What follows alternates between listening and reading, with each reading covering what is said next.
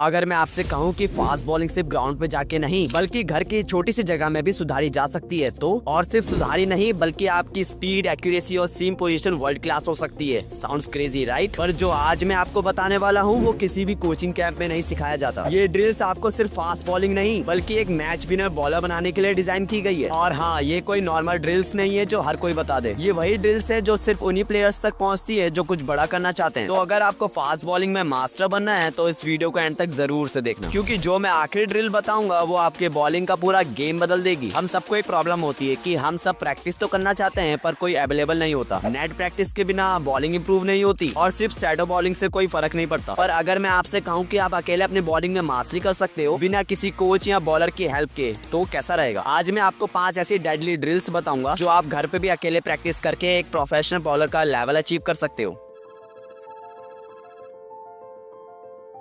क्या आपको पता है कि 90% फास्ट बॉलर्स अपना रन अप गलत कर रहे होते हैं? एज अ रिजल्ट स्पीड उनकी कम हो जाती है और बॉल पे कंट्रोल उनका 0 होता है। इसको फिक्स करने का एक सिंपल सीक्रेट है, एक रोप या चौक से ग्राउंड या फ्लोर पे स्ट्रेट लाइन बनाइए और अपने रन अप की प्रैक्टिस उसके ऊपर करिए। आप देखेंगे कि एक हफ्ते के अंदर ही आपका रिदम, बैलेंस एंड कंट्रोल एकदम नेक्स्ट लेवल पे हो चुका है।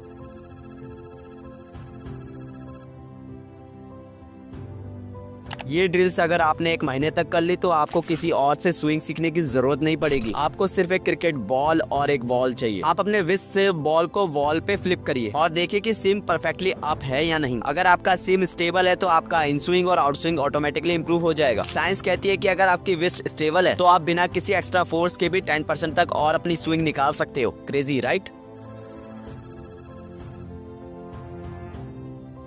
अगर आपको अपनी यॉर्कर और परफेक्ट लाइन और लेंथ इंप्रूव करनी है तो ये ड्रिल आपके लिए एक गेम चेंजर होने वाली है। बस एक बोतल या फिर कोन को कहीं रखो और उसे एज अ टारगेट सेट करो, देन उस टारगेट को हिट करने की प्रैक्टिस करो। ये टेक्निक लेटिस, मलिंगा और बुमराह जैसे बॉलर्स यूज कर चुके हैं। जो बॉलर ये ड्रिल रोज करते हैं उनकी एक्यूरेसी 30% तक इंप्रूव हो जाती है। आप खुद सोचो, अगर आप हर बार अपना टारगेट हिट कर पाओ तो मैच में आपको विकेट लेने से कौन रोक सकता है?